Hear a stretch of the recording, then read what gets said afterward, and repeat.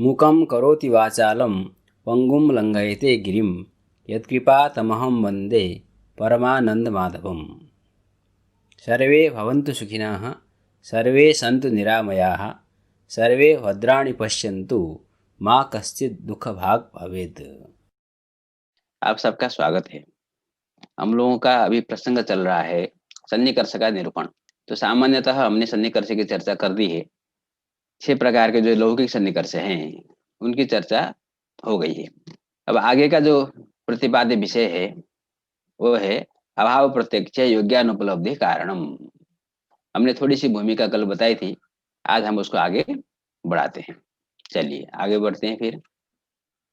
अत्र अभाव प्रत्यक्षे योग्यानुपलब्धि कारणम तथा ही भूतलादो घटादि ज्ञाने जाते घटाभावादिकम न ज्ञायते तेन अभावोपलम्बे प्रतियोगी उपलम्बाभाव कारणम।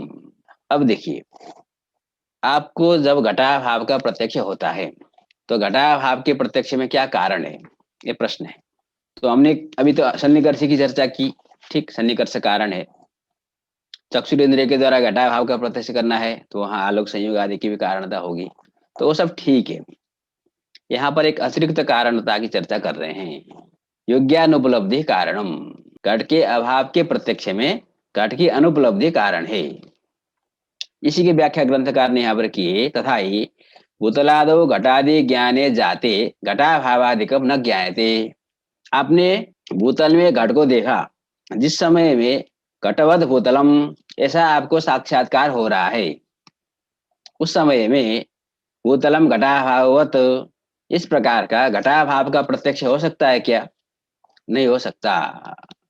तो जिस समय में घटादि का ज्ञान है अर्थात प्रतियोगी का ज्ञान है, प्रतियोगी का साक्षात्कार है, प्रतियोगी की उपलब्धि है, उस समय में अभाव की उपलब्धि, अभाव का प्रत्यक्ष नहीं हो सकता। कब घटाभाव का प्रत्यक्ष होगा? जिस समय में घट प्रत्यक्ष का अभाव रहेगा। भूतल में घट का प्रत्यक्ष आपको नहीं हो रहा है, घट की अनुपलब्धि हो रही है, इसी को हम अनुपलब्धि कहते हैं। घट प्रत्यक्षाभाव, तो भूतल में घट प्रत्यक्ष का अभाव जब है उस समय में घटाभाव का प्रत्यक्ष होता है। क्यों? क्योंकि जिस समय में घट का प्रत्यक्ष हो रहा है उस समय में घटाभाव का प्रत्यक्ष नहीं हो सकता। अतः घटाभाव प्रत्यक्ष घट प्रत्यक्षाभाव कारणम, घट की अनुपलब्धि इसी को हम कहते हैं। जब आपने भूतल में देखा घट वहां पर अनुपलब्ध है अर्थात घट का प्रत्यक्ष आपको नहीं हो रहा है, उस समय में आपको घटाभाव का प्रत्यक्ष हो जाता है। ठीक है। तथा ही भूतलादो घटादि ज्ञाने जाते घटाभावादिकम न ज्ञायते तेन अभावोपलम्बे, अभाव प्रत्यक्षे, अभाव के प्रत्यक्ष के प्रति प्रतियोगी उपलम्बा भाव, प्रतियोगी प्रत्यक्षाभाव कारणम। ठीक है, इसको फिर समझते हैं उदाहरण से। घटाभाव का जो प्रत्यक्ष है उसमें घट प्रत्यक्षाभाव कारणम, ये हमारा कार्य कारण भाव निकल करके आ गया। आपको एकदम सावधान होकर के समझना है। यहाँ पर अभी योग्यता का लक्षण ग्रंथकार बताएंगे। ठीक है, तो उसको समझना आवश्यक है। उसमें थोड़ी बुद्धि का आपको प्रयोग करना पड़ेगा। तो घटाभाव प्रत्यक्ष घट प्रत्यक्षाभाव कारणम, इस प्रकार का कार्य कारण भाव इस प्रकार का कार्य कारण भाव हमारा बन गया। तो जब भी आप अभाव का प्रत्यक्ष करेंगे तो प्रतियोगी प्रत्यक्ष का अभाव कारण होगा, क्योंकि जब आपको प्रतियोगी का प्रत्यक्ष हो रहा हो उस समय में अभाव का प्रत्यक्ष नहीं हो सकता। ठीक।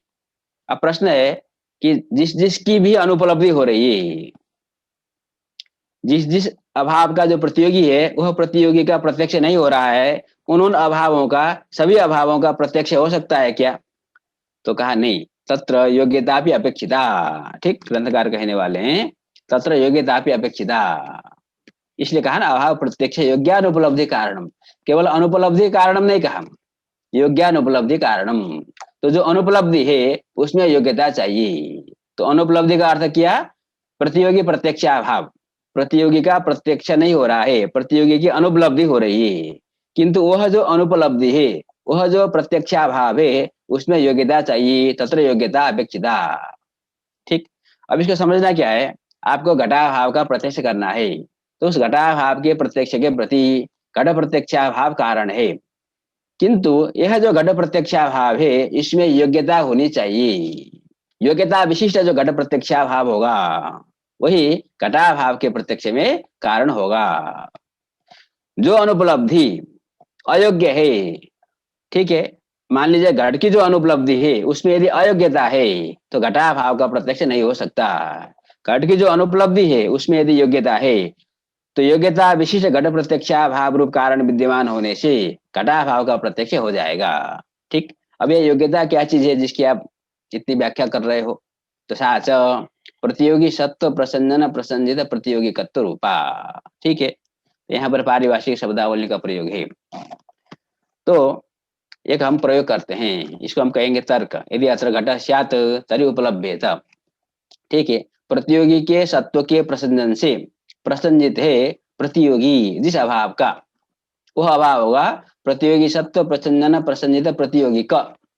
उस अभाव में प्रतियोगी सत्व प्रसंजन प्रसंजित प्रतियोगिकत्व रहेगा। तो जिस अभाव में यथादृश प्रतियोगी सत्व प्रसंजन प्रसंजित प्रतियोगिकत्व रहेगा वही अभाव, वही प्रतियोगी प्रत्यक्षाभाव योग्य होगा। ठीक, अब देखिए घट प्रत्यक्षाभाव में हमको योग्यता ले जानी है, अर्थात यही योग्यता का स्वरूप हो गया प्रतियोगी सत्व प्रसंजन प्रसंजित प्रतियोगिकत्व। इस योग्यता को कहाँ ले जाना है? घट प्रत्यक्षाभाव में। यदि घट प्रत्यक्षाभाव में प्रतियोगी सत्व प्रसंजन प्रसंजित प्रतियोगिकत्व है अर्थात इसमें योग्यता है। यदि घट प्रत्यक्षाभाव में अनुपलब्धि में प्रतियोगी सत्व प्रसंजन प्रसंजित प्रतियोगिकत्व नहीं है तो उसमें योग्यता नहीं है। ठीक है, तो इसके द्वारा हम निर्णय करेंगे। तो इसको घटाएंगे कैसे? ये क्या चीज आप बता रहे हो? प्रतियोगी सत्व प्रसंजन प्रसंजित प्रतियोगिकत्व क्या है? तो देखिए यहाँ पर दो प्रतियोगी है, दो जगह। एक तो पहला प्रतियोगी है यहाँ प्रतियोगी सत्व, और आगे प्रतियोगी यहाँ भी प्रतियोगी है। तो प्रतियोगी होने के लिए अभाव चाहिए। तो पहला जो प्रतियोगी है उस प्रतियोगी से आप लेंगे, आप किसका अभाव का अप्रत्यक्ष करने जा रहे हैं? घटाभाव का अप्रत्यक्ष करने जा रहे हैं। तो ये जो घट है ये प्रतियोगी हो गया। ठीक है, मतलब जिस प्रतियोगी का अभाव का आपको प्रत्यक्ष करना है तो वह प्रतियोगी प्रथम प्रतियोगी शब्द से लेना है। ठीक है, और दूसरा जो प्रतियोगी है उस दूसरा प्रतियोगी शब्द से किसको लेंगे? तो कारणीभूत जो घट प्रत्यक्षाभाव है, अनुपलब्धि है, उसमें जो प्रतियोगी होगा घट प्रत्यक्षाभाव कारण है तो उसका प्रतियोगी कौन है? घट प्रत्यक्ष। इसको यहाँ पर प्रतियोगी शब्द से लेना है, क्योंकि प्रतियोगी का अभाव होता है। प्रतियोगी का कौन होगा? अभाव होगा। तो अभाव कौन सा अभाव होगा? घट प्रत्यक्ष अभाव, क्योंकि हम ये लक्षण कहाँ ले जा रहे हैं? घट प्रत्यक्ष अभाव में ले जा रहे हैं। ठीक है, अनुपलब्धि में योग्यता हमको घटाना है। जिस अभाव का हम प्रत्यक्ष कर रहे हैं, घटाभाव का प्रत्यक्ष करना है हमको, उसमें हमको योग्यता नहीं देखनी है। हमको उसके प्रति कारणीभूत जो अनुपलब्धि है, घट प्रत्यक्ष अभाव है, उसमें हमको योग्यता देखनी है। ठीक है, देखिए तो इसको हम समझेंगे कैसे, इसको हम घटाएंगे कैसे? तो तर्क के द्वारा। यदि अत्र घट स्यात् तर्हि उपलभ्येत, ऐसा हम तर्क प्रस्तुत करेंगे। ठीक है, तो जो लोग तर्क नहीं समझते हैं तो उनको मैं थोड़ा सा तर्क का परिचय दे देता हूँ पहले। तो तर्क क्या है? ठीक है, विस्तार में हम नहीं जाएंगे यहाँ पर, प्रकृति में हमारे लिए जितना उपयोगी है मैं उतना ही बताऊंगा। ठीक है, नहीं तो तर्क संग्रह में लिखा है व्याप्यारोपेण व्यापकारोपस तर्क। ठीक, यदि बंदिर नश्यात् तर्हि धूमपि नश्यात्। तो कोई पर्वत में बनने का अनुमान कर रहा है, उसने हेतु प्रस्तुत किया धूम को, पर्वतो बन्यमान धूमात किसी को कहा। तो सामने वाला जो श्रोता है वो कहता है कि धूम अस्तु बन्हीमास्तु। धूम तो क्योंकि दिखाई दे रहा है तो कहेगा धूम अस्तु, कोई बात नहीं, धूम तो हमको दिखाई दे रहा है, किंतु बन्हीमास्तु, बन्नी मत हो। बन्नी तो दिखाई नहीं दे रहा है, क्या प्रमाण है कि धूम होने से बन्नी होगा? हम बन्नी को नहीं मानेंगे, ऐसा कोई आक्षेप कर रहा है। ठीक है, तो ये हो गया शंका, इसको कहते हैं शंका। इसको हम व्यभिचार शंका भी कहते हैं। व्यभिचार शंका के कई आकार होते हैं, धूमा बन्नी व्यभिचारी नवा, इस प्रकार की शंका करेगा। सामान्य जो प्रसिद्ध है सामान्य, ठीक है, वो है पर्वते धूम अस्तु बन्ही मास्तु। इस प्रकार की जब व्यभिचार शंका होगी तब पर्वते बन्नी की अनुमति नहीं हो सकती। इस व्यभिचार शंका को निवर्तन करने के लिए हमको तर्क प्रस्तुत करना पड़ेगा। तर्क क्वचित शंका निवर्तक। तर्क जो शंका का निवर्तक होता है, व्यभिचार शंका का निवर्तक होता है। तो क्या तर्क करेंगे? पर्वते यदि बन्दिर नश्यात् तर्हि धूमपि नश्यात्। पर्वत में यदि बन्य नहीं होता तो धूम भी नहीं होता। क्यों? क्योंकि धूमस्य बन्य जन्यत्वात्, क्योंकि धूम बन्य से जन्य है। तो धूम है, जन्य है, तो जनक बन्य को भी होना चाहिए। तो ये तर्क है। यदि बंदिर नश्यात तरी धूम भी नश्यात, इसको हम कहते हैं तर्क। ठीक है, तो इस तर्क में होता क्या है, हम इसमें करते क्या है। तो यदि बंदिर नश्यात का अर्थ क्या है, पर्वतः यदि बन्य भाववान स्यात् तरी धूम भी नश्यात तरी धूमा भाववान स्यात्। एक के आरोप से दूसरे को आरोपित करते हैं हम तर्क में। यदि बंदिर नश्यात, ये आरोप है, किसका आरोप है, बन्य भाव का आरोप है। यदि बंदिर नश्यात पर्वते यदि बंदिर नश्यात, अर्थात पर्वत यदि बन्य भाववान स्यात्, तो पर्वत में हम बन्य भाव का आरोप कर रहे हैं। उस बन्य भाव के आरोप से धूम भी नश्यात धूमा भाव का भी आरोप कर रहे हैं। ठीक है, तो हम क्या कर रहे हैं तर्क में, इसलिए ग्रंथकार ने लिखा है ना, अन्नम भट्ट ने, व्याप्यारोपेण व्यापकारोपस तर्क। बन्या भाव और धूमा भाव में से बन्या भाव व्याप्य होता है और धूमा भाव व्यापक होता है। हम बन्या भाव के आरोप से धूमा भाव का आरोप करते हैं। यदि बंदिर नश्यात तरी धूम भी नश्यात, क्या आरोप है, इसी को तर्क कहते हैं। ठीक है, इस तर्क के आधार पर बाद में क्या सिद्ध होता है, यदि बन्य नहीं होता तो धूम भी नहीं होता, और धूम है तो बन्य भी है। ठीक है, तो धूमा भावा भाव अर्थात धूम के द्वारा बन्य भावा भाव बन्य की सिद्धि होती है अंततः। यहाँ पर आपको समझना क्या है, तो तर्क का स्वरूप क्या है समझना है। तो तर्क में हम एक के आरोप से दूसरे को आरोपित करते हैं, बन्य भाव के आरोप से धूमा भाव का आरोप करते हैं। ठीक, उसी प्रकार से यहाँ पर हमने जो तर्क किया अभी अभी, यदि अत्र घट स्यात् तर्हि उपलभ्येत, तो यहाँ पर हम किसका आरोप कर रहे हैं, ये आपको देखना है। यदि अत्र घट अत्र भूतले यदि घट स्यात्, ये घट स्यात् ये किसका आरोप है, और तर्हि उपलभ्येत ये किसका आरोप है, ये हमको समझना है। जैसे यदि बंदिर नश्यात, ये बन्य भाव का आरोप है, बन्य भाव के आरोप से तरी धूम भी नश्यात धूमा भाव को हम आरोपित कर रहे हैं। उसी प्रकार से अत्र यदि घट स्यात् तरी उपलभ्येत, ऐसा जब हम कह रहे हैं तो घट स्यात् घट सत्व का यह आरोप है, घट का आरोप है अथवा घट सत्ता, घट यदि वर्तमान होता तो घट सत्व का आरोप हो रहा है। घट सत्व के आरोप से तरी उपलभ्येत, तो घट की उपलब्धि होती, घटोपलब्धि को हम आरोपित कर रहे हैं। ठीक, अब देखिए पुराने स्लाइड में जाकर के वहां चर्चा करते हैं। यदि अत्र घट स्यात् तरी उपलभ्येत, ठीक है, तो घट सत्व के आरोप से घटोपलब्धि आरोपित है। बस ये आपको समझना है, ये समझ में आ गया तो काम हो गया। अब ग्रंथकार ने क्या कहा है, योग्यता का लक्षण प्रतियोगी सत्व प्रसंजन प्रसंजित प्रतियोगिकत्व। ये योग्यता है, इस योग्यता को कहाँ ले जाना है हमको, घट प्रत्यक्षाभाव में, क्योंकि घटाभाव के प्रत्यक्ष में घट प्रत्यक्षाभाव कारण है, घटानुपलब्धि कारण है। इसी घटानुपलब्धि को हम कहते हैं घट प्रत्यक्षाभाव। घट की उपलब्धि का अभाव, घट का प्रत्यक्ष का अभाव ये कारण है, और यह जो घट प्रत्यक्षाभाव कारण है यह योग्यता विशिष्ट होना चाहिए, तत्र योग्यता भी अपेक्षिता। घट प्रत्यक्षाभाव तो है किंतु उसमें यदि योग्यता नहीं है तब वह घटाभाव के प्रत्यक्ष के प्रति कारण नहीं बन सकता। तो हमको देखनी है घट प्रत्यक्षाभाव में योग्यता है कि नहीं। तो हम क्या करेंगे, तर्क करेंगे। भूतल में आपको जब घट नहीं दिखाई दे रहा है तब आप तर्क करिए, अत्र यदि घट स्यात् तर्हि उपलभ्येत। ऐसा तर्क आप कर सकते हैं कि नहीं कर सकते हैं, इस प्रकार का आक्षेप आरोप आप कर सकते हैं कि नहीं कर सकते हैं।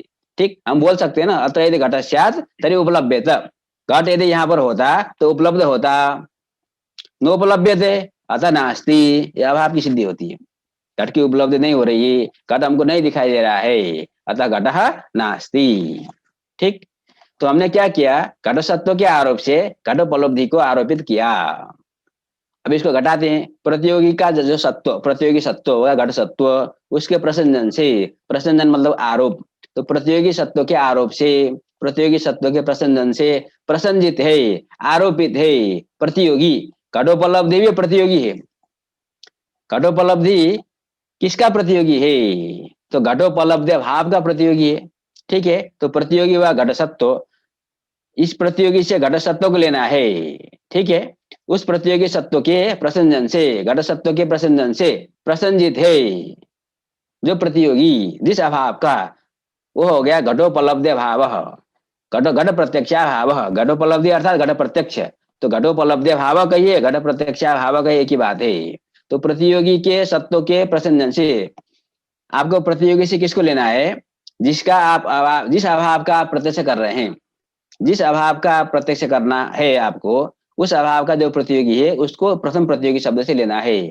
तो हमको घटाभाव का प्रत्यक्ष करना है, तो उसका जो प्रतियोगी घट वो हो गया प्रतियोगी, उस प्रतियोगी का जो सत्व घट सत्व, प्रतियोगी सत्व हो गया घट सत्व, उसके प्रसंजन से घट सत्व के आरोप से यदि अत्र घट स्यात्, ये हो गया प्रतियोगी सत्व प्रसंजन, उसके द्वारा प्रसंजित जो आरोपित है कौन, तरी उपलब्धेत घटोपलब्धि, तो प्रसंजित है प्रतियोगी घटोपलब्धि रूप प्रतियोगी जिस अभाव का, तो प्रसंजित प्रतियोगी का ये हो गया अभाव, कौन सा अभाव हुआ, घटोपलब्ध भाव, क्योंकि घटोपलब्ध भाव का प्रतियोगी घटोपलब्धि है। ठीक है, तो प्रतियोगी तत्व कहाँ चला गया, घटोपलब्ध भाव में, अर्थात घट प्रत्यक्षा भाव में आ गया। तो इस घट प्रत्यक्षा भाव में प्रतियोगी सत्व प्रसंजन प्रसंजित प्रतियोगी तत्व रूप योग्यता विद्यमान होने के कारण भूतल में घटाभाव का प्रत्यक्ष होता है। ठीक, अब देख लीजिए, अंधकार है, रात्रि को एकदम अंधकार है, उस समय में आप कमरे में गए, ठीक, तो उस समय में किसी ने पूछा घट है कि नहीं, आपको वहां पर घटाभाव का प्रत्यक्ष करना है चक्षुरिंद्रिय के द्वारा, ये ध्यान में रखना है। ठीक, तो रात्रि में अंधकार में बिल्कुल जो अंधेरा है वहां पर आपको कमरे में घट है या नहीं ये मालूम नहीं है, जो भी हो उस समय में घट की उपलब्धि हो रही है कि नहीं हो रही है, घट की तो उपलब्धि नहीं हो रही है, घट का प्रत्यक्ष तो नहीं हो रहा है, तो घट प्रत्यक्ष भाव रूप कारण विद्यमान है कि नहीं है, तो वहां पर भी घटा भाव का चाक्षुष प्रत्यक्ष होना चाहिए, किंतु अंधकार में घटा भाव का चाक्षुष प्रत्यक्ष नहीं होता। प्रश्न आया क्यों नहीं होता, कारण तो विद्यमान है, तो कहेंगे देखो घट प्रत्यक्षाभाव में योग्यता चाहिए, तो अंधकार में अब ये तर्क बनेगा कि नहीं बनेगा, प्रतियोगी सत्व प्रसंजन प्रसंजित प्रतियोगी तत्व, ये जो योग्यता है घट प्रत्यक्षाभाव में है कि नहीं आप देखिए, तो अंधकार में यदि अत्र घट स्यात् तरी चक्षुषा उपलब्धेत, ऐसा आप तर्क कर सकते कि नहीं कर सकते, यदि यहाँ पर घट होता तो हमको आंख से दिखाई देता, ऐसा तर्क आप प्रस्तुत नहीं कर सकते, क्यों नहीं कर सकते, क्योंकि वहां पर घट होगा तो भी तो आपको नहीं दिखता, तो आप कैसे बोल सकते हैं अत्र यदि घट स्यात् तरी उपलब्धेत, घट यदि होता तो उसकी उपलब्धि होती, उसका प्रत्यक्ष होता, ऐसा तर्क वहां पर आप प्रस्तुत नहीं कर सकते। तो वहां प्रतियोगी का जो सत्व घट सत्व के आरोप से, प्रतियोगी सत्व के प्रसंजन से जो घट की जो उपलब्धि है उसको आप आरोपित नहीं कर सकते। अतः यद्यपि घट प्रत्यक्ष का अभाव है, घट का प्रत्यक्ष आपको नहीं हो रहा है अंधकार में, किंतु उस घट प्रत्यक्ष अभाव में योग्यता नहीं है। तो हमको समझ में आया कि दिन में जब सूर्य का प्रकाश रहता है उस समय में हम अत्र यदि घट स्यात् तरी उपलब्धेत, इस प्रकार का तर्क उपस्थापन कर सकते हैं, किंतु रात्रि में अंधकार में अत्र यदि घट स्यात् तरी उपलब्धेत, इस प्रकार का जो तर्क है उसको उपस्थापन नहीं कर सकते।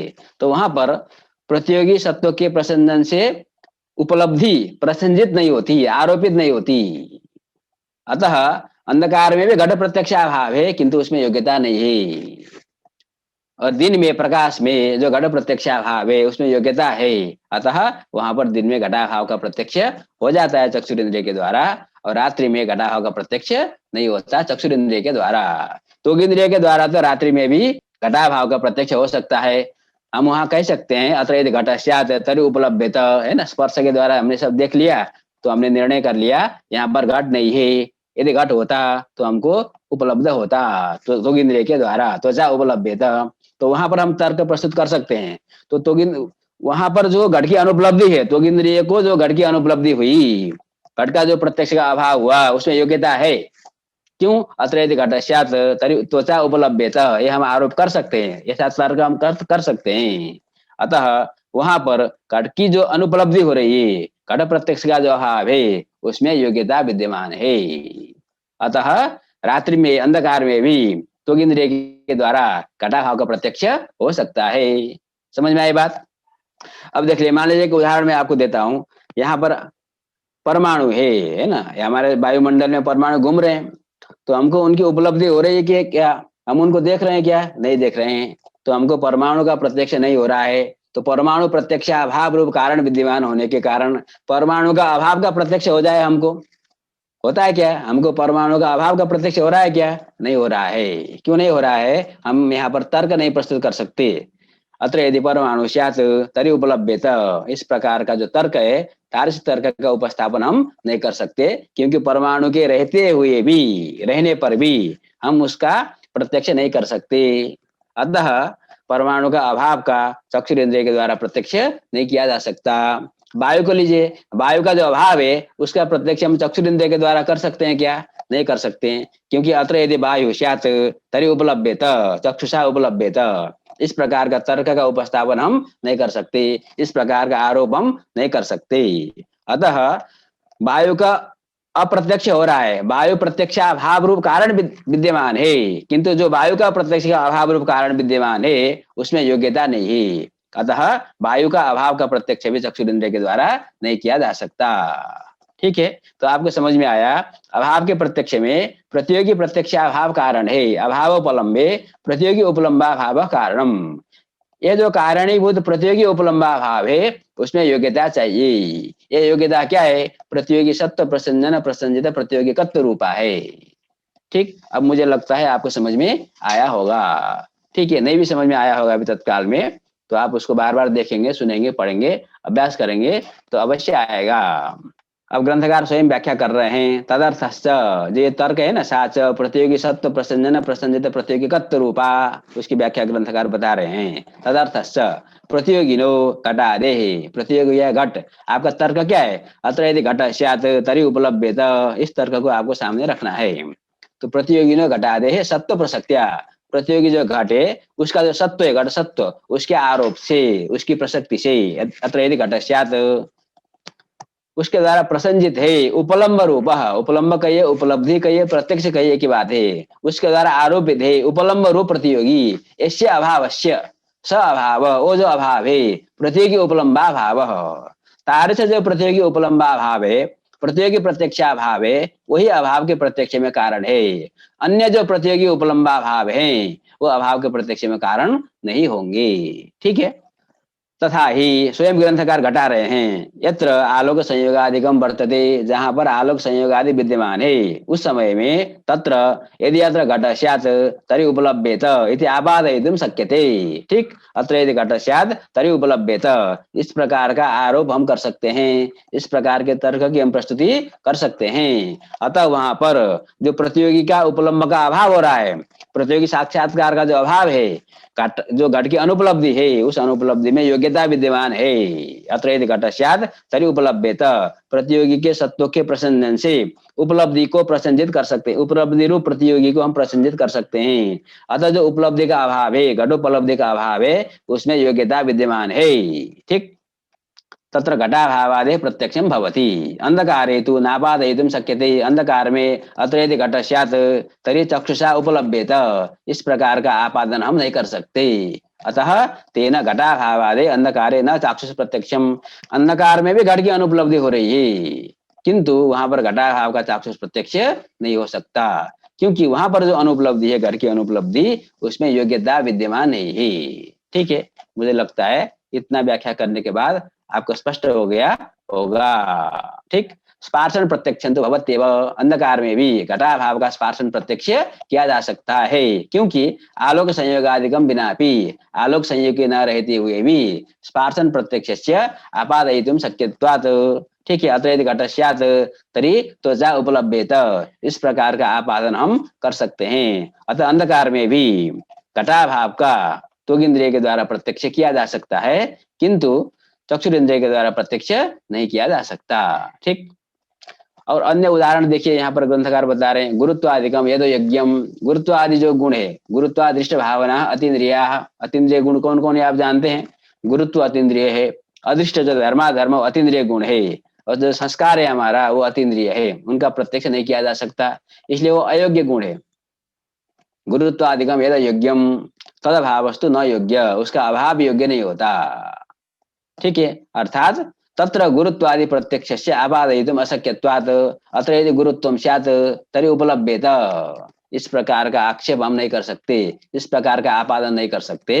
अतः गुरुत्व स्वयं अयोग्य होने के कारण गुरुत्व का जो अभाव है उसका भी प्रत्यक्ष नहीं किया जा सकता। ठीक, वायु उद्भूत रूपा भाव, अब देखिए सब जगह आपको परीक्षण करना है, यहाँ इन सब उदाहरणों में अभाव का प्रत्यक्ष तत्त इंद्रिय के द्वारा होता है कि नहीं होता है?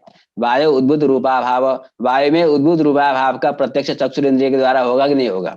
तो आप तर्क करके देखिए, वायु यदि उद्भूत रूपम स्यात् तर्हि उपलभ्येत, इस प्रकार का तर्क हम कर सकते कि नहीं कर सकते? कर सकते हैं। वायु में यदि उद्भूत रूप होता तो दिखता, तो नहीं दिखता, अतः वायु में उद्बुद्ध रूप नहीं है। ठीक है, तो वायु में उद्बुद्ध रूप का जो अभाव है उसका चक्षु इंद्रिय के द्वारा प्रत्यक्ष हम कर सकते हैं, क्योंकि वहां पर प्रतियोगी सत्व के प्रसंजन से प्रतियोगी की जो उपलब्धि है उसको हम आरोपित कर सकते हैं। प्रतियोगी सत्व के प्रसंजन से उपलब्धि को आरोपित कर सकते हैं, प्रसंजित कर सकते हैं। अर्थात वहां पर जो अनुपलब्धि हो रही है उसमें योग्यता विद्यमान है। पाषाणे सौरभा भाव, पाषाणे यदि सौरभम स्यात् तरी उपलब्धेत घ्राणेन्द्रिय द्वारा। पाषाण में यदि सुगंध होगा तो उपलब्ध होगा, होता तो उपलब्ध होता। इस प्रकार का तर्क हम प्रस्तुत कर सकते हैं, नहीं कर सकते? कर सकते हैं। अतः पाषाण में सौरभा भाव का प्रत्यक्ष हमको घ्राणेन्द्रिय के द्वारा होता है ना। किसी में गंध है कि नहीं हम लाकर देखते हैं नाक में, तो हम निर्णय कर लेते हैं है अथवा नहीं है। गुड़े तिक्ता भाव, गुड़े यदि तिक्त रस स्यात् तरी उपलब्धेत, ऐसा आपादन किया जा सकता है। अतः गुड़े में तिक्ता भाव का भी हम रसनी इंद्रिय के द्वारा प्रत्यक्ष कर सकते हैं।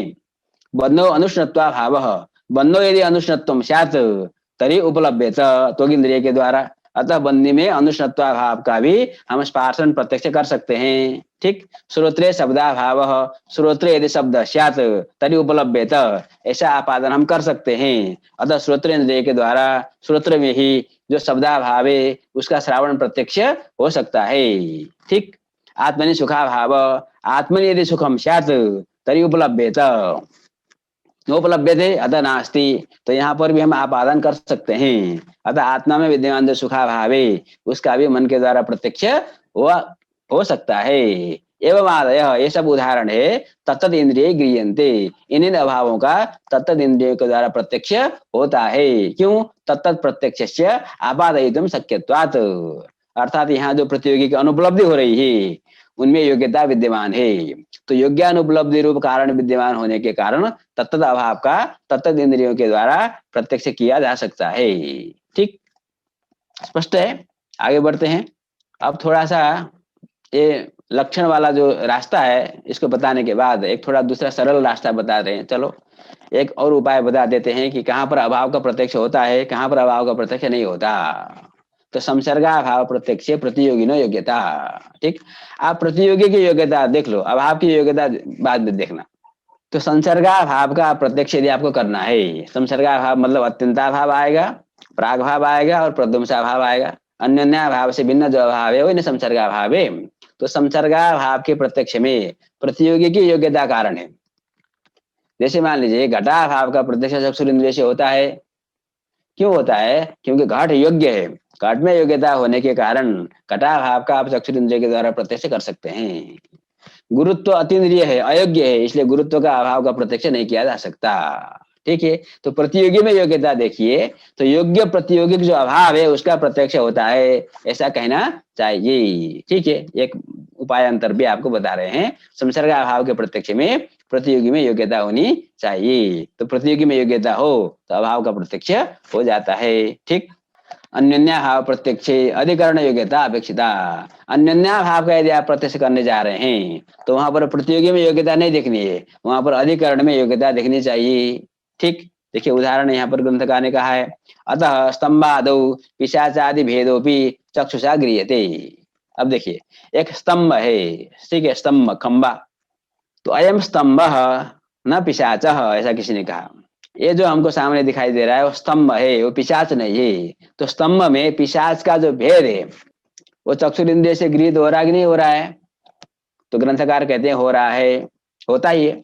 अयम स्तंभ अयम न पिशाच, यहाँ पर देखिए क्या हुआ, जो स्तंभ है उस स्तंभ में पिशाच का भेद गृहीत हो रहा है, स्तंभ में पिशाच का अन्योन्य भाव गृहीत हो रहा है। तो जो पिशाच है वो तो वायवीय है, होता है, पिशाच आदि का जो शरीर है वायवीय होने के कारण चक्षुरेंद्रिय के द्वारा गृहीत नहीं होते, तो पिशाच अयोग्य है। तो जब पिशाच अयोग्य है तो पिशाच अयोग्य होने के कारण पिशाच का जो अभाव है, अन्योन्याभावित अभाव है, तो उसका प्रत्यक्ष नहीं होना चाहिए, ये प्रश्न आ सकता है। किंतु प्रतियोगी की योग्यता की जब हमने बात की है वो तो संसर्गाभाव के लिए की है, अन्योन्याभाव के लिए, अन्योन्याभाव के प्रत्यक्ष के लिए प्रतियोगी में योग्यता अपेक्षित नहीं है, अभी तो अधिकरण में योग्यता चाहिए। ठीक है, तो अयम स्तंभ, जो स्तंभ में हम पिशाच का भेद का प्रत्यक्ष कर रहे हैं तो स्तंभ योग्य है, स्तंभ इंद्रिय ग्राह्य होने के कारण, अधिकरण में योग्यता होने के कारण अयम स्तंभ अयम न पिशाच, पिशाच का जो भेद है वो स्तंभ में गृहीत हो जाता है। ठीक है, तो क्या समझ में आया? यदि आप अत्यंता भाव का प्रत्यक्ष करना चाहते हैं तो अत्यंता भाव का जो प्रतियोगी है उसमें योग्यता होनी चाहिए। वो ये प्रतियोगी यदि योग्य है तो उसका अभाव का भी प्रत्यक्ष हो जाता है। किंतु आप अनन्या भाव का प्रत्यक्ष करना चाहते हैं तो प्रतियोगी में योग्यता देखनी नहीं है, अधिकरण में योग्यता देखनी है। तो जहां पर आप अनन्या भाव ले रहे हैं तो उस अधिकरण में योग्यता है, तो उस अधिकरण में रहने वाला जो अनन्या भाव है उसका भी प्रत्यक्ष हो जाता है। अतः स्तंभादौ पिशाचादि भेदो भी चक्षुषा गृह्यते। ठीक है, तो ये हो गया अभाव की प्रत्यक्ष की चर्चा। आगे बढ़ते हैं। एवं प्रत्यक्षम लौकिका लौकिक भेदेन द्विविधम। ये जो प्रत्यक्ष है लौकिक और अलौकिक के भेद से दो प्रकार के हैं, हम आप पहले से जानते हैं। तत्र लौकिक प्रत्यक्ष षोड़ा सन्निकर्षो वर्णिता। तो जो लौकिक सन्निकर्ष है उन्हें 6 प्रकार के सन्निकर्ष का हमने वर्णन प्रतिपादन किया। ठीक, अब आगे जो है अलौकिक सन्निकर्षस्तु इदानीम उच्यते। अब हम अलौकिक सन्निकर्ष का निरूपण करने जा रहे हैं। अलौकिकस्तु व्यापारस्त्रिविधः परिकीर्तितः सामान्य लक्षणो ज्ञान लक्षणो योगदस्तथा। अलौकिकस्तु व्यापारः, व्यापार सन्निकर्षः। व्यापार शब्द का अर्थ पहले भी सन्निकर्ष किया था ग्रंथकार ने, यहाँ पर भी सन्निकर्ष कर रहे हैं। तो अलौकिक जो सन्निकर्ष है, लौकिक सन्निकर्ष और अलौकिक सन्निकर्ष, दो प्रकार की सन्निकर्ष की चर्चा हमको करनी है। तो हमने लौकिक सन्निकर्ष की चर्चा कर ली। अब अलौकिक जो सन्निकर्ष है वो 3 प्रकार का है। अलौकिकस्तु व्यापारः त्रिविधः परिकीर्तितः। ठीक, सामान्य लक्षणः ज्ञान लक्षणः योगजः। तो सामान्य लक्षण सन्निकर्षः, ज्ञान लक्षण सन्निकर्षः, योगद सन्निकर्षः। कहीं पर आपको सामान्य लक्षणा सन्निकर्ष ऐसा पाठ मिलता है। सामान्य लक्षण हम लोग व्याख्या करेंगे अभी। तो लक्षणा शब्द जब सन्निकर्षः को हमने विशेष्य बनाया तो सामान्य लक्षण कहेंगे। आगे प्रत्याशक्ति शब्द का प्रयोग करेंगे ग्रंथकार यहाँ पर। प्रत्याशक्ति सन्निकर्ष का दूसरा नाम है प्रत्याशक्ति। तो प्रत्याशक्ति को जब विशेष्य बनाएंगे तो सामान्य लक्षणा प्रत्याशक्ति, ज्ञान लक्षणा प्रत्याशक्ति, इस प्रकार से। तो हम सामान्य लक्षणा शब्द का भी प्रयोग कर सकते हैं, ज्ञान लक्षणा शब्द का भी प्रयोग कर सकते हैं, और साथ साथ में सामान्य लक्षण ज्ञान लक्षण दोनों का हम प्रयोग कर सकते हैं। पुल्लिंग अथवा स्त्रीलिंग का प्रयोग हम लोग करते हैं। सामान्य लक्षण यदि, तो 3 प्रकार के अलौकिक सन्निकर्ष हैं। ठीक है, सामान्य लक्षण सन्निकर्ष, ज्ञान लक्षण सन्निकर्ष और योग सन्निकर्ष। तो तीनों सन्निकर्षों की क्रमशः ग्रंथकार प्रतिपादन करेंगे। ये अलौकिक सन्निकर्ष, अलौकिक सन्निकर्ष इनको कहा जाता है। इन सन्निकर्षों के द्वारा उत्पन्न होने वाला जो प्रत्यक्ष है उस प्रत्यक्ष को भी हम अलौकिक प्रत्यक्ष कहते हैं। ठीक, अब देखिए सामान्य लक्षण शब्द का पहले अर्थ बता रहे हैं। ये सामान्य लक्षण जब आपने कहा सामान्य लक्षण सन्निकर्ष, इसका अर्थ क्या है? सामान्यम लक्षणम यस्य तत्सामान्य लक्षणम। अब यहाँ लक्षण शब्द का अर्थ स्वरूप बता रहे हैं। लक्षण शब्द का अर्थ विषय भी होता है, तो लक्षण शब्द का अर्थ विषय होता है। ऐसा कह करके सामान्य विषयकम ज्ञानम सन्निकर्षः, ये चर्चा आगे ग्रंथकार करेंगे। पहले लक्षण शब्द का अर्थ बताएंगे स्वरूप। तत्र लक्षण पदेन यदि स्वरूपम उच्यते। देखिए सामान्यम लक्षणम यस्य, तो लक्षण शब्द का अर्थ क्या हुआ? स्वरूप। तो सामान्यम स्वरूपम यस्य सन्निकर्षस्य, स सन्निकर्ष सामान्य लक्षण।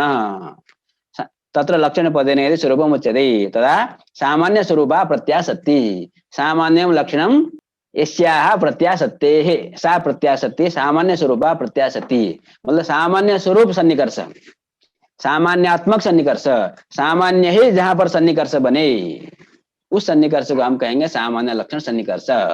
ठीक है, तो इसको उदाहरण के द्वारा समझते हैं। सामान्य लक्षण सन्निकर्ष के द्वारा हम कैसे वस्तु का प्रत्यक्ष करते हैं, अलौकिक प्रत्यक्ष होता कैसे है? तच्च इंद्रिय संबद्ध विशेषक ज्ञान प्रकारे भूतम बोध्यम। ठीक, वो जो सामान्य है, आपने सामान्य स्वरूपा प्रत्याशक्ति कहा है, सामान्य को ही सन्निकर्ष आपने कहा है। वो सामान्य क्या है? कोई भी सामान्य, तो इंद्रिय संबद्ध विशेषक ज्ञान प्रकारे भूतम सामान्यम। ठीक, इसको हम बाद में समझते हैं, पहले उदाहरण समझते हैं। तथा ही यत्र इंद्रिय संयुक्तो धूमादि तद विशेषकम धूम इति ज्ञानम यत्र जातम तत्र ज्ञाने धूमत्वं प्रकारः तत्र धूमत्वेन सन्निकर्षेण धूमा इत्येवं रूपम सकल धूम विषयकम ज्ञानम जायते। अब देखिए समझिए, सामान्य लक्षण सन्निकर्ष के द्वारा हम अलौकिक प्रत्यक्ष कैसे करते हैं, क्या प्रक्रिया है। आपने पर्वत आदि में कहीं पर धूम को देखा, तो धूम को देखकर आपको प्रत्यक्ष हो गया अयम धूमः, हो गया। तो एक धूम के साथ चक्षुर इंद्रिय का सन्निकर्ष होकर के अयम धूमः, पूर्ववर्ती जो धूम है उसका साक्षात्कार हुआ, उसका प्रत्यक्ष हुआ, ये हो गया लौकिक प्रत्यक्ष। तो उस समय में आपको जो ज्ञान उत्पन्न हुआ अयम धूमः, उस ज्ञान में एक प्रकार है, एक विशेष्य है। तो धूमत्व प्रकार है, धूम विशेष्य है, वो धूमत्व प्रकारक धूम विशेष्य ज्ञान है अयम धूमः। तो धूमत्व उस ज्ञान में प्रकार है, ठीक है। वो जो धूमत्व है वो भी सन्निकर्ष है। जिस प्रकार चक्षु और धूम के बीच में संयोग सन्निकर्ष होने के कारण अयम धूम प्रत्यक्ष हो रहा है, उस धूम में प्रकारीभूत जो धूमत्व है उसको हमने बना दिया सन्निकर्ष। तो धूमत्व को जब हमने सन्निकर्ष बना दिया तो धूमत्व कहाँ रहता है, जैसे संयोग सन्निकर्ष है चक्षु और धूम के बीच में, तो चक्षु का संयोग जहां जहां रहेगा उन वस्तुओं का, उन द्रव्यों का प्रत्यक्ष चक्षु इंद्रिय के द्वारा होता है, अन्य सामग्री भी रहनी चाहिए। उसी प्रकार से धूमत्व को जब हमने सन्निकर्ष बना दिया तो धूमत्व जहां जहां रहेगा उन सब का हमको प्रत्यक्ष हो जाएगा। तो धूमत्व कहाँ है, सारे धूम में है। तो यावत धूम अभिषेकम अलौकिकम प्रत्यक्षम उत्पद्यते धूमाः, ठीक है। तो पहले क्या हुआ, चक्षु और धूम का सन्निकर्ष हुआ, सन्निकर्ष होने के अनंतर अयम धूमः, ये लौकिक प्रत्यक्ष हुआ। उस लौकिक प्रत्यक्ष में प्रकारीभूत जो धूमत्व है तार से धूमत्व रूप सन्निकर्ष के द्वारा यावद धूम विषयकम अयम धूमाः इत्येवं अलौकिकम प्रत्यक्षम उत्पद्यते। अर्थात क्या हुआ, हमने जब एक धूम को देखा तो केवल एक धूम का हमको प्रत्यक्ष नहीं हुआ, एक धूम का तो लौकिक प्रत्यक्ष हुआ, किंतु धूमत्व रूप सन्निकर्ष के द्वारा दुनिया में जितने भी धूम है, जो पुराने नष्ट हो चुके हैं और जो भावी जो कालांतर में उत्पन्न होने वाले धूम, देशांतर में विद्यमान जो धूम है, जितने भी धूम हो सकते हैं उन सब धूमों का धूमत्व न हमको साक्षात्कार हो जाता है। हम सारे धूम को जानते हैं धूमाः, ठीक है। घट में भी इस तरह से घटा सकते हैं। आपके सामने घड़ा रखा है, चक्षु से संयुक्त हो गया घट, तो संयुक्त सन्निकर्ष होने के अंदर आपको अयं घटः ऐसा प्रत्यक्ष उत्पन्न हुआ। उस प्रत्यक्ष में प्रकारीभूत सामान्य हो गया घटत्व। जो प्रकारीभूत धर्म है उसी को हमने यहाँ पर सामान्य कहा है। सामान्य शब्द का एक तो अर्थ होता है जाति, तो यहाँ पर सामान्य शब्द का अर्थ जाति नहीं लेना है, ठीक है। सामान्य शब्द से यहाँ जाति का भी हम ग्रहण कर सकते हैं, अन्य का भी ग्रहण कर सकते हैं। स्वयं ग्रंथकार इसका प्रतिपादन आगे करेंगे। अभी तो हम जाति को ही ले रहे हैं क्योंकि घटत्व को हमने लिया, तो घटत्व हो गया सामान्य। वो घटत्व कहाँ विद्यमान है, यावत घटों में विद्यमान होने के कारण तार से घटत्व रूप सामान्य लक्षण सन्निकर्ष से यावत घट विषयकम घटाः, इस प्रकार का यावत घट विषयक प्रत्यक्ष उत्पन्न हो जाता है। तो एक घट का जो प्रत्यक्ष हुआ वो लौकिक प्रत्यक्ष हुआ, उसके बदले संयोग सन्निकर्ष कारण है।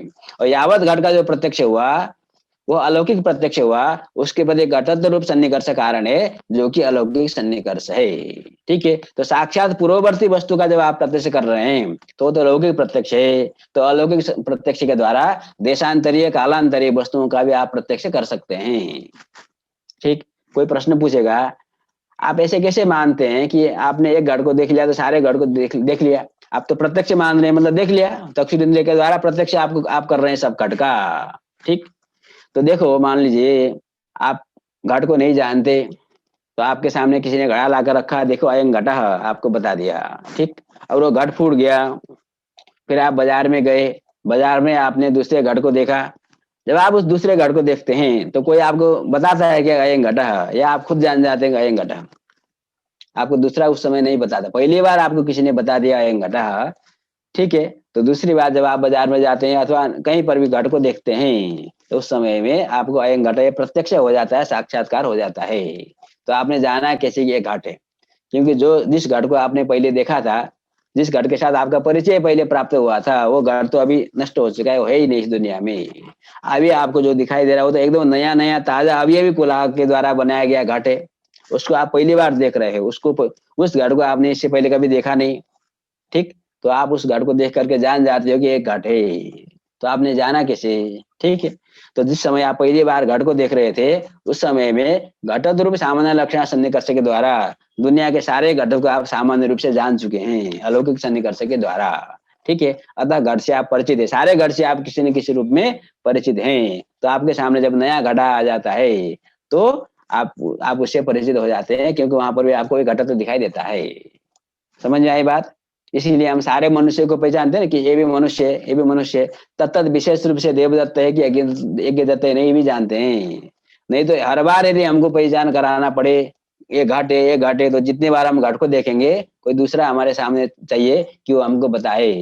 अब समस्या होगी, उसको कौन बताएगा फिर? तो ये तो फिर दुनिया है ना, पता नहीं कैसे ज्ञान की परंपरा आगे कैसे बढ़ेगी। समझ में आई बात? अब देखिए ग्रंथकार को हम समझते हैं। तच्च, वो जो सामान्य है उसका लक्षण ग्रंथकार बता रहे हैं। तच्च इंद्रिय संबद्ध विशेषक ज्ञान प्रकारीभूतम सामान्यम, इसको समझना है। इंद्रिय संबद्ध, इंद्रिय हो गया चक्षु, कोई भी इंद्रिय ले सकते हैं। अभी हमने चक्षु को लिया, हम धूम का प्रत्यक्ष कर रहे हैं, तो इंद्रिय से संबद्ध हो गया धूम। तार से धूम विशेषक जो ज्ञान, अयम धूमा, धूमा ये ज्ञान हुआ। उस ज्ञान में प्रकारीभूत कौन है? धूमत्व है। तदेव बोध्यम, वही सामान्य स्वरूपा प्रत्या सत्य समझना चाहिए, वही सामान्य लक्षण सन्निकर्ष है। ठीक है। तच्च सामान्य लक्षणम, तत्सामान्य लक्षण किम? इंद्रिय संबद्ध विशेषक ज्ञान प्रकारीभूतम सामान्यम। इंद्रिय हो गया चक्षु, चक्षुरादि। इंद्रिय संबद्ध हो गया धूम, धूम आदि। तद विशेषक जो ज्ञान हुआ धूम, उसमें प्रकारीभूत जो धूमत्व है वही सामान्य है, वही सन्निकर्ष है। अब स्वयं ग्रंथकार घटा रहे, यत्र इंद्रिय संयुक्त धूमादि ही, तो इंद्रिय संबद्ध हो गया धूम। तद विशेषकम, तद विशेषक ज्ञान आपको लेना है। तद विशेषकम धूम यदि ज्ञानम, धूम ये ज्ञान हुआ। धूम अयम धूम, ऐसा भी बोल सकते हैं। यत्र जातम तत्र ज्ञाने धूमत्तम प्रकार, तो उसमें प्रकारीभूत कौन हुआ? धूमत्व हुआ। तो ज्ञाने धूमत्तम प्रकार, वही हो गया आपका सन्निकर्ष। तत्र धूमत्वेन सन्निकर्षेण, धूमत्व रूप सन्निकर्ष के द्वारा धूमा इत्येवं रूपम सकल धूम विषयकम ज्ञानम जायते। धूमा, ये यावत धूम विषयक जो ज्ञान आपको उत्पन्न हुआ, यही ज्ञान अलौकिक प्रत्यक्ष है, सामान्य लक्षण सन्निकर्ष से जायमान प्रत्यक्ष है। इस प्रकार से हम घटत्वेन रूपेण यावत घट को जानते हैं, धूमत्वेन यावत धूम को जानते हैं, प्रमेयत्वेन यावत प्रमेय को जानते हैं। ठीक है। इसलिए बीच में एक बार प्रश्न भी उठाया गया था कि हम तो सर्वज्ञ हो जाना चाहिए मनुष्य को, क्योंकि हम सर्वज्ञ का अर्थ क्या है? सर्वम जानाति। तो प्रमेयत्वेन रूपेण, सारा तो जगत प्रमेय है, तो प्रमेयत्वेन रूपेण हम सारे जगत को जानते हैं। पदार्थत्वेन सारे पदार्थों को जानते हैं, तो सबको जानने के कारण सर्वज्ञ हो जाना चाहिए। ठीक। तो उत्तर आया कि सामान्य रूपेण सभी को जानने पर भी तत्तद विशिष्य घटत्वेन घट, तद घटत्वेन घट, ठीक है, तद घट, राम कृष्ण गोविंद इत्यादि विशिष्य हमको ज्ञान न होने के कारण हमको सर्वज्ञ नहीं कहा जा सकता। इसलिए ईश्वर का जब प्रतिपादन किया गया तब कहा गया यह सर्वज्ञ स सर्ववित, श्रुति ने 2 बार कहा यह सर्वज्ञ स सर्ववित। तो ईश्वर सर्व विषयक सामान्य ज्ञानवान भी है, ईश्वर सर्व विषयक विशेष ज्ञानवान भी है। और हम लोग जो है सर्व विषयक सामान्य ज्ञानवान तो हैं, किंतु हम लोग सर्व विषयक विशेष ज्ञानवान नहीं है, इसलिए हम लोग अज्ञानी हैं। ठीक है। तो आपको बहुत बहुत धन्यवाद।